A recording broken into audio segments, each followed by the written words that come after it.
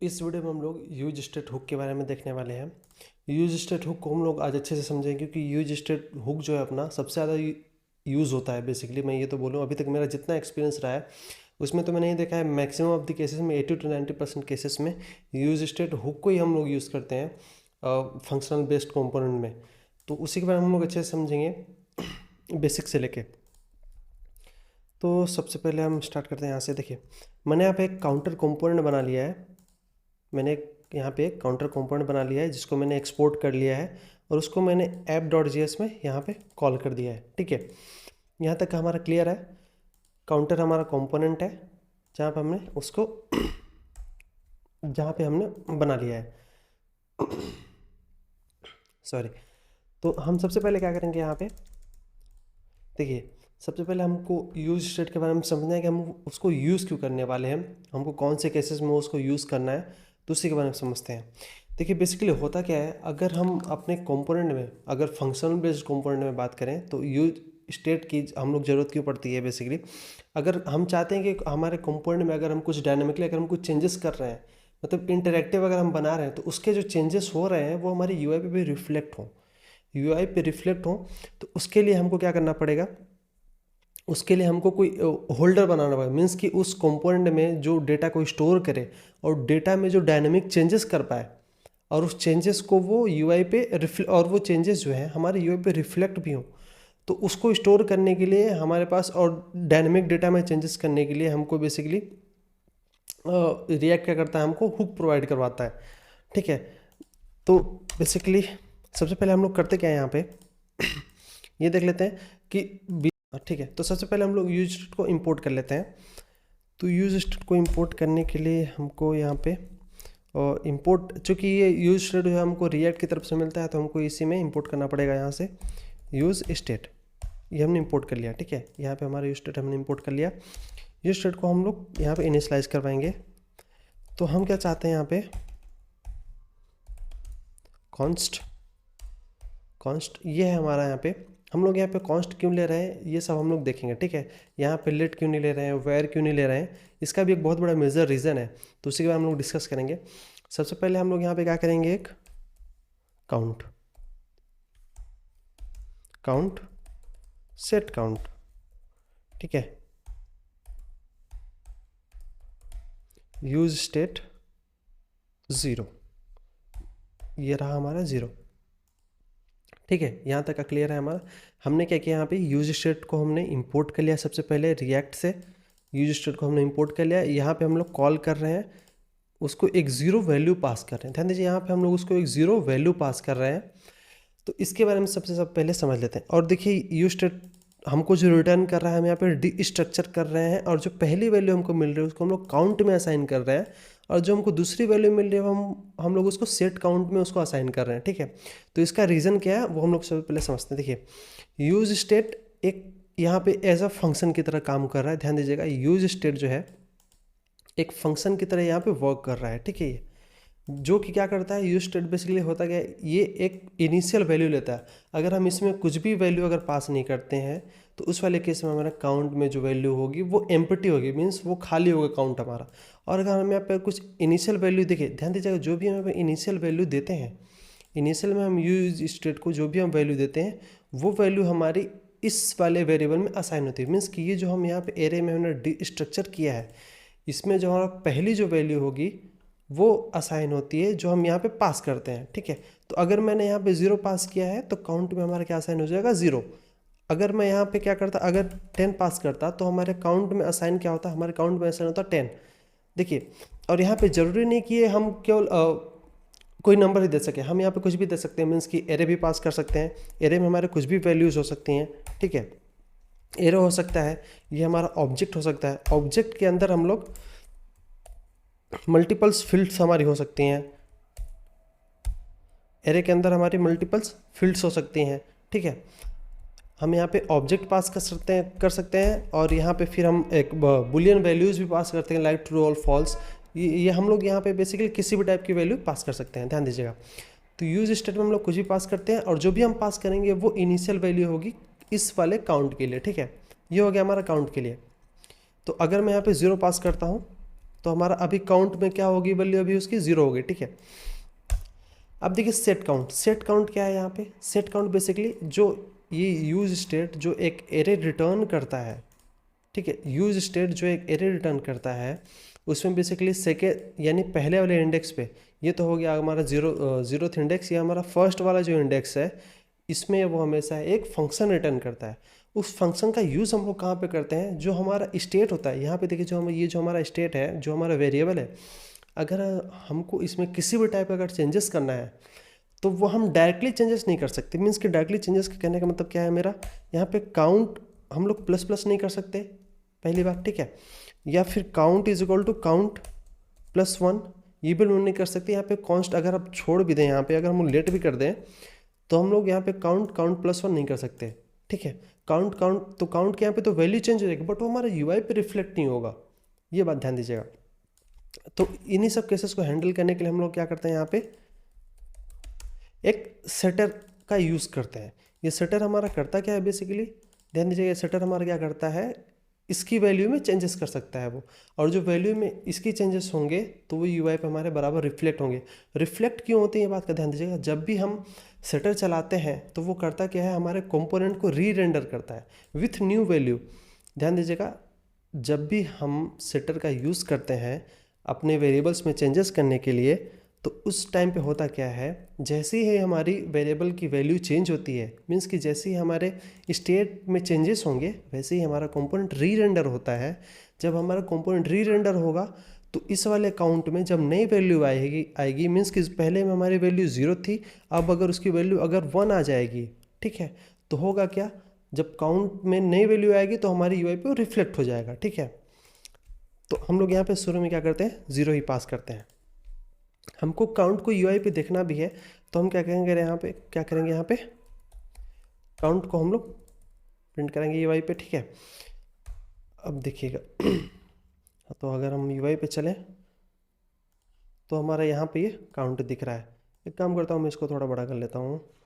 तो बड़ा करने के लिए हम लोग क्या करेंगे, यहाँ पे h2 टैग लेंगे। h2 हमने ये ले लिया यहाँ पे, और हमने इसके अंदर रख दिया इसको, ठीक है। तो ये हो गया हमारा यहाँ पे ये 0, ये हमारा 0 यहाँ पे विजिबल। अगर मैं अपना कंसोल खोल लूँ यहाँ पे,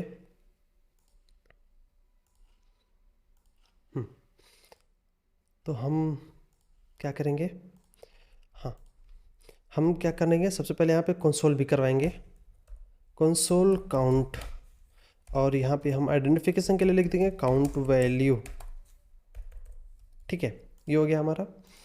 तो अगर हम यूआई पे देखें तो ये देखिए यहाँ पे 0 आ रहा है और काउंट वैल्यू हमारा वही है, मतलब काउंट की वैल्यू जो हमारी इनिशियल में 0 है, और अगर मैं यहाँ पे वैल्यू चेंज कर दूँ, मीन्स कि अगर मैं यहाँ पे 10 पास करूँ तो देखिएगा यहाँ पे वैल्यू आ रही है हमको 10 देखने के लिए मिल रही है। अब अगर मैं यहाँ पे एक एरे पास करूँ जिसके अंदर वैल्यूज है हमारी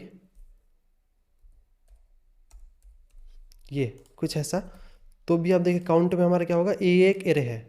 ध्यान दीजिए, हमने काउंट में अभी एक एरे पास किया और काउंट की वैल्यू हमको क्या देखने के लिए मिल रही है, यहाँ पे एक एरे देखने के लिए मिल रही है।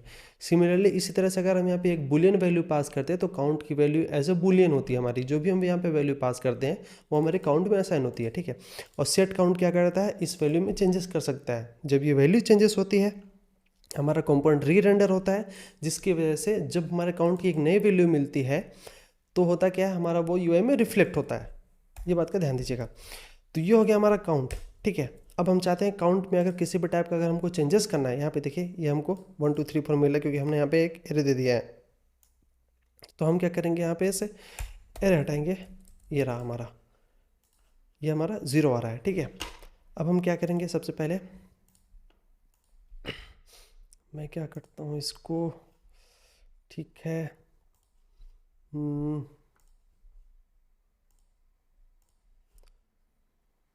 ठीक है, थोड़ा हम लोग इसको पैरेलली लेके चलेंगे। पैरेलली लेके चलेंगे तो ज़्यादा बेटर होगा, हमको बार बार स्क्रीन में स्विच नहीं करना पड़ेगा। ये हो गया हमारा, ठीक है। ये हो गया हमारा, हमने रिफ्लेक्ट किया, रिलोड किया यहाँ पे, ये हो गया हमारा।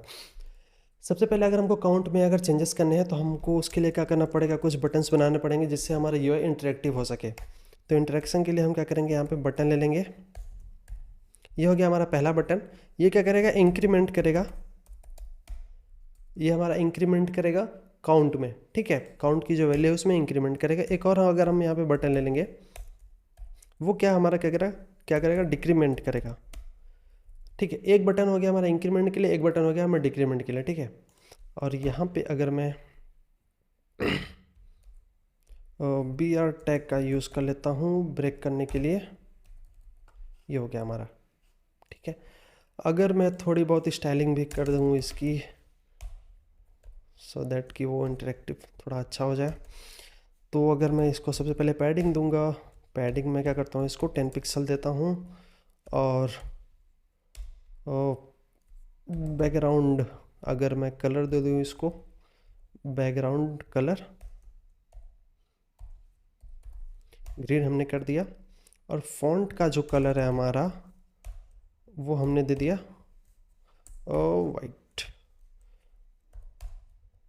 वाइट, ठीक है। ये हो गया हमारा। सेम चीज़ हम लोग इस पे भी अप्लाई कर देते हैं। ये वाला जो हमारा बटन है सेकंड वाला, बट हमने इसमें कलर क्या रखा है अपना, रेड। ये हो गया हमारा। और हम लोग इसको मार्जिन भी दे देंगे। मार्जिन हमने दिया कितना, 10 पिक्सल, Ctrl+Z, 10 पिक्सल हमने दे दिया मार्जिन। इसमें थोड़ी सी स्पेसिंग हो जाएगी हमारी। सेम इसी तरह से हम लोग इसमें भी दे देंगे। ये हो गया हमारा इस तरह से। यहाँ पे थोड़ा सा इसका अलाइनमेंट बिगड़ा हुआ है, जल्दी से हम लोग इसका अलाइनमेंट भी सही कर लेते हैं। तो हम लोग सबसे पहले करेंगे इसको डिस्प्ले फ्लेक्स करेंगे। फ्लेक्स हमने कर दिया इसका। जस्टिफाई कंटेंट हम लोग करेंगे सेंटर हमने कर दिया। अब हम लोग क्या करेंगे, अलाइन आइटम सेंटर, एंड हम लोग फ्लेक्स डायरेक्शन यहाँ पे यूज़ करेंगे। फ्लेक्स डायरेक्शन हमारा जो रहेगा वो क्या रहने वाला है, फ्लेक्स डायरेक्शन हम लोग यूज़ करेंगे यहाँ पे कॉलम। ये हो गया हमारा, ठीक है। तो यहाँ पे हमारे 2 बटन बन के तैयार हो गए हैं। अब अगर मैं इसमें अगर चेंजेस करूँगा तो मुझे क्या चाहिए कि हमारे जो काउंट की वैल्यू है वो चेंज हो जाए, ठीक है। हमारे जो काउंट की वैल्यू है वो चेंज हो जाए। तो हम क्या करेंगे, यहाँ पे सबसे पहले ऑन क्लिक का हमको यहाँ पे इवेंट देना पड़ेगा, ऑन क्लिक। तो जब भी हमारा क्लिक होगा, हम क्या चाहते हैं कि हमारे काउंट की वैल्यू चेंज हो जाए, तो उसके लिए हमको एक फंक्शन बनाना पड़ेगा, हैंडल इंक्रीमेंट, जो कि क्या करेगा, देखिए यहाँ पे ये फट गया। इसका क्या कहना है कि भैया हैंडल इंक्रीमेंट तो है ही नहीं। तो हम सबसे पहले क्या करेंगे, अब हैंडल इंक्रीमेंट हम यहाँ पे ऊपर में बना लेंगे। कॉन्स्ट हैंडल इंक्रीमेंट, ये रहा कॉन्स्ट हैंडल इंक्रीमेंट। ये क्या करेगा, फंक्शन है जो कि हमारे काउंट में इंक्रीमेंट करेगा। उसी तरह से हम लोग कॉन्स्ट यहाँ पर डिक्रीमेंट के लिए बना लेंगे। हैंडल डिक्रीमेंट बनाना पड़ेगा, हैंडल डिक्रीमेंट, जो कि क्या करेगा, काउंट की वैल्यू में चेंजेस करेगा, वो भी डिक्रीमेंट बाय 1। ये हो गया हमारा। अब हैंडल डिक्रीमेंट हमको किस में देना है, यहाँ पे सेकंड वाला जो बटन था हमारा, हमको उसमें देना है। तो ऑन क्लिक पे हमारा जब भी हमारा इवेंट फायर हो, तो हम क्या चाहते हैं भैया कि हमारा हैंडल डिक्रीमेंट कॉल हो जाए, ठीक है। ये हो गया हमारा। अगर मैं इसको रीलोड करूँ, तो हमने किया क्या वो देख लेते हैं। सबसे पहले हमने यहाँ पे यूज स्टेट को इंपोर्ट कर लिया है, ठीक है। उसमें हमने इनिशियल वैल्यू 0 पास की है, जो कि हमारी यहाँ पे दिख रही है, और वही हमारे काउंट से वो असाइन वैल्यू हुई है, ठीक है। हैंडल इंक्रीमेंट के लिए हमने फंक्शन बना लिया है, मीन्स कि अगर हम काउंट में इंक्रीमेंट हमको करना है हैंडल इंक्रीमेंट में, जब भी हमारा ऑन क्लिक हमारा इस वाले बटन पे, जब भी हमारा ऑन क्लिक मतलब क्लिक वाला इवेंट फायर हो, हम क्या चाहते हैं, हैंडल इंक्रीमेंट हमारा फंक्शन चले, जो कि क्या करेगा, काउंट की वैल्यू में इंक्रीमेंट करेगा। तो उसके लिए हम क्या करते हैं, यहाँ पे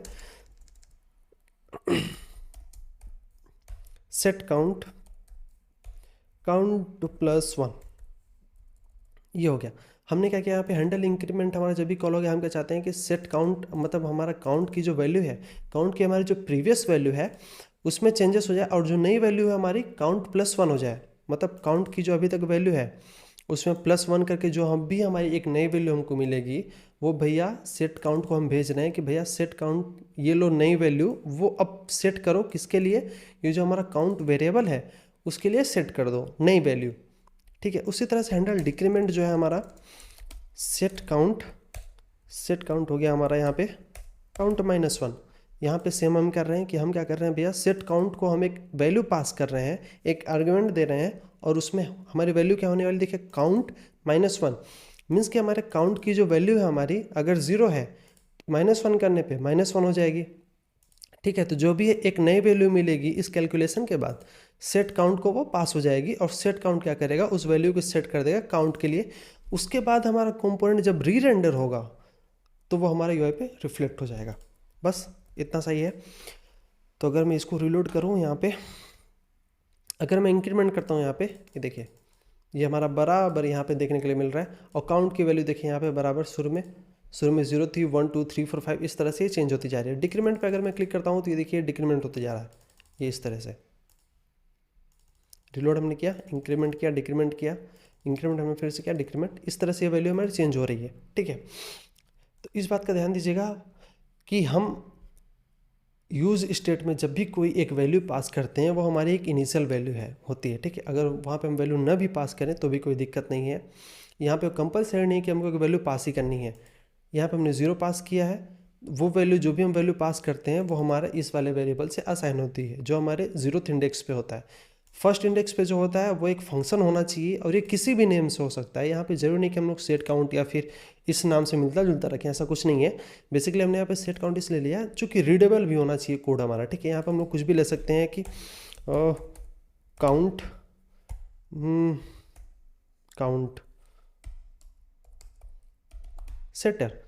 सेटर अगर हम रखते हैं फिर भी कोई दिक्कत नहीं है, फिर हम यहाँ पे हर जगह हमको काउंट सेटर यूज़ करना पड़ेगा। ठीक है, उससे भी कोई इशू नहीं है।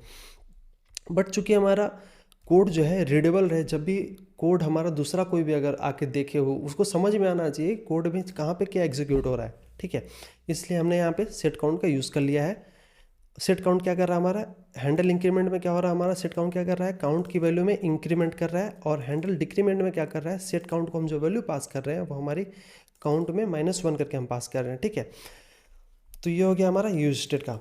अब बेसिकली हम लोग इसके कुछ ये देख लेते हैं कि बेसिकली यूज स्टेट हमको यूज़ कहाँ पे नहीं करना चाहिए। अगर देखिए, अगर आपके पास हेवी डेटा है, मीन्स कि आपके पास बहुत ज़्यादा डेटा है जिसमें आपको बहुत ज़्यादा कैलकुलेशंस वगैरह करने होते हैं, तो उस वाले फेज़ में अगर आप यूज स्टेट का यूज़ ना करें तो ज़्यादा बेहतर होगा। क्योंकि यूज स्टेट का उस वाले केसेस में यूज़ करने पे होता क्या है, बेसिकली परफॉर्मेंस का इसमें इशू होता है। परफॉर्मेंस का इशू इसमें बहुत ही ज़्यादा माइनर होता है, जिसकी वजह से वो हमको दिखेगा नहीं, हमको पता नहीं चलेगा कि इसमें परफॉर्मेंस का इशू हो रहा है, बट वो होता है। यूज स्टेट के अलावा इसमें दूसरे हुक होते हैं जो कि मेजर ऑपरेशन करने के लिए हैं, मेजर डेटा स्टोर करने के लिए, मतलब हेवी डेटा स्टोर करने के लिए बने हुए हैं। जैसे कि अगर हम यूज़ रिड्यूसर का यूज़ कर लें तो वो ज़्यादा बेहतर होता है।